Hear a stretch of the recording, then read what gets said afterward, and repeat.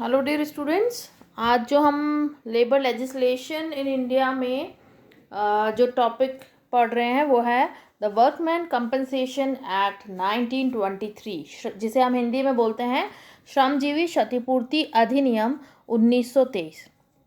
ये जो एक्ट बनाया गया है वो श्रमिकों के कल्याण एवं सुरक्षा की दृष्टि से बनाया गया है और इसमें कुछ विशेष प्रकार के जो श्रमिक होते हैं जिनको मतलब रोज़गार के टाइम या रोज़गार के दौरान अगर उनके साथ कोई दुर्घटना हो जाती है या जोखिम अगर उनको कोई रहता है काम करने के दौरान, तो उसके विरुद्ध इनको जो है सुरक्षा प्रदान करता है। अब इस एक्ट का जो निर्माण किया गया है वो सन 1923 में करा गया, 1923 में, और इसे जब लागू करा गया वो दिनांक है 1 जुलाई 1924। और इसके अंदर कई बार संशोधन किया गया है और लास्ट बार जो संशोधन किया गया था वो ईयर 2002 के अंदर किया गया है।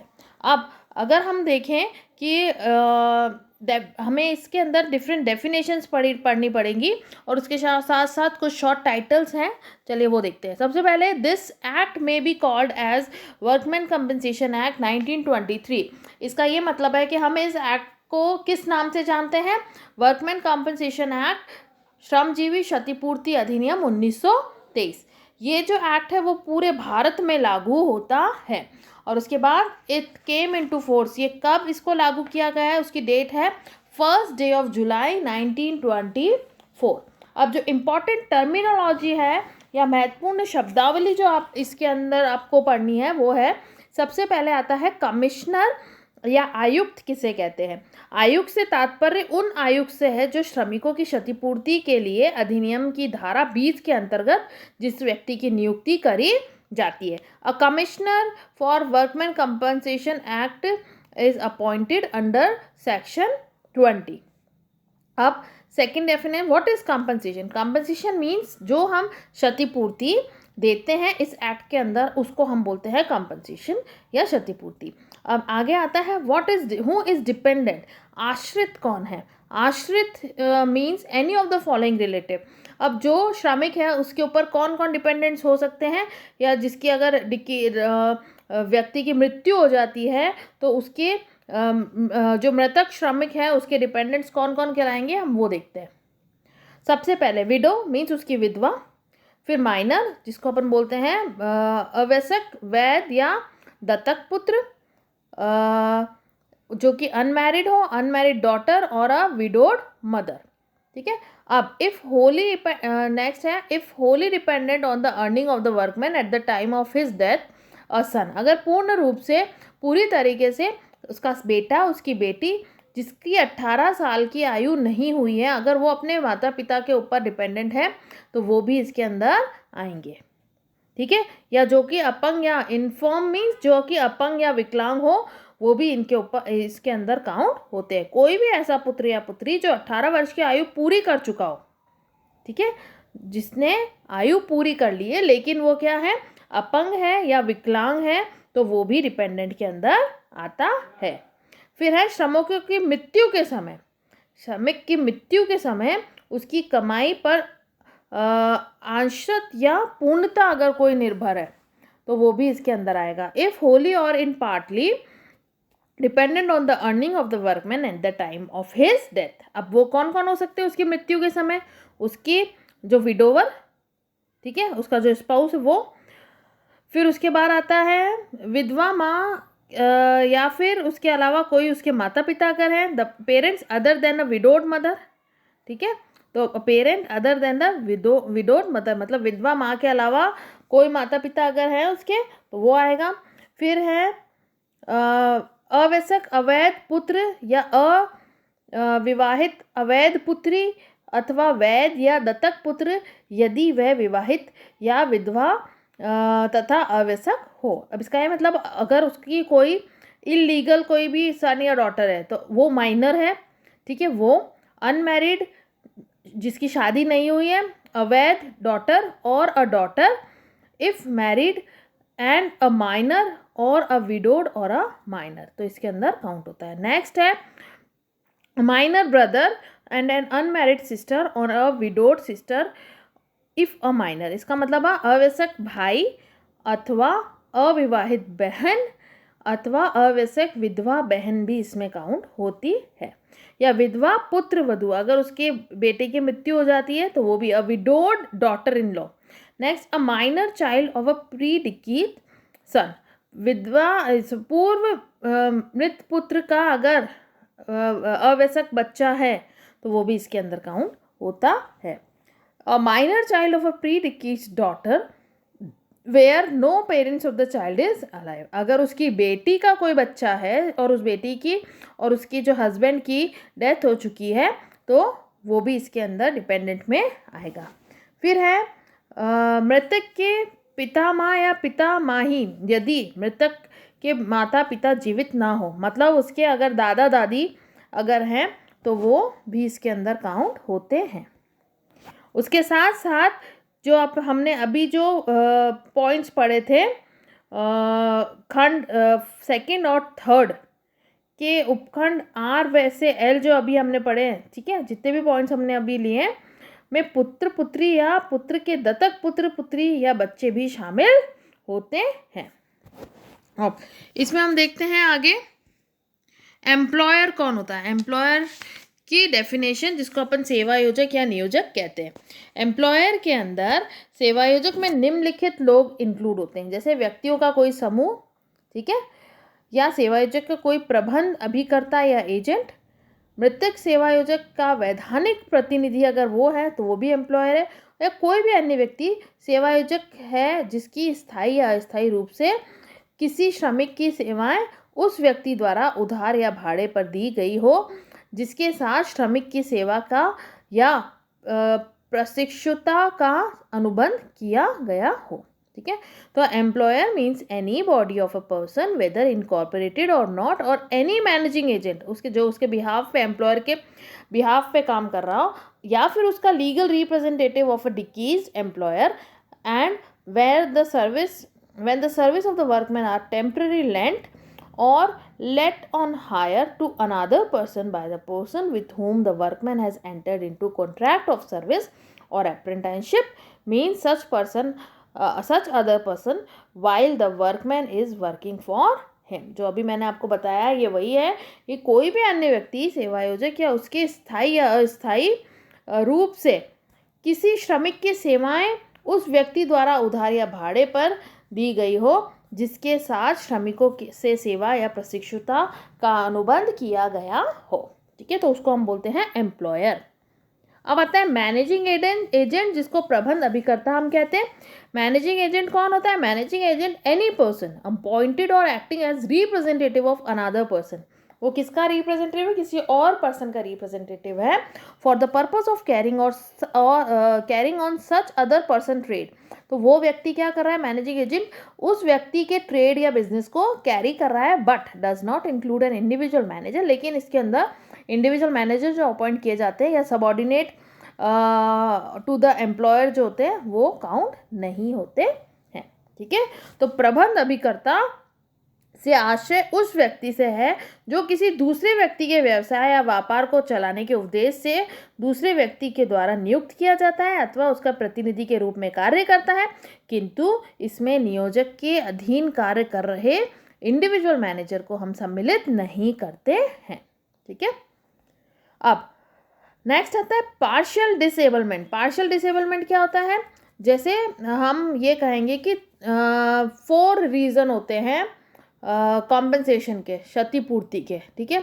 4 कारण से, या तो डेथ हो जाएगी, या पार्शियल डिसेबलमेंट होगा, या परमानेंट पार्शियल डिसेबलमेंट होता है, या फिर उसका टोटल डिसेबलमेंट होता है। तो ये जो कारण है for death, permanent partial disablement, temporary partial disablement and total disablement, ठीक है, ये 4 जो कंडीशंस हैं इसमें व्यक्ति को क्या मिलती है? क्षतिपूर्ति दी जाती है।